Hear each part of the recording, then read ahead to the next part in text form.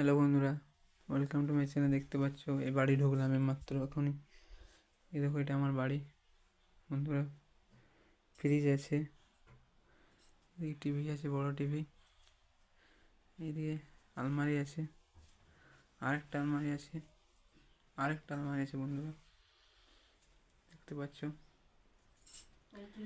পালং আছে বন্ধুরা, খাওয়ার চেয়ার টেবিল নিয়ে আছে বন্ধুরা। এদিকে কাঠের আলনা আছে, এদিকে ঠাকুর আছে। এগুলো, এটা আমার দিদা দাদু, আমি খুব ভালোবাসি বন্ধুরা। এটা আমার বাড়ি। এই ফ্যান বন্ধুরা, পালং।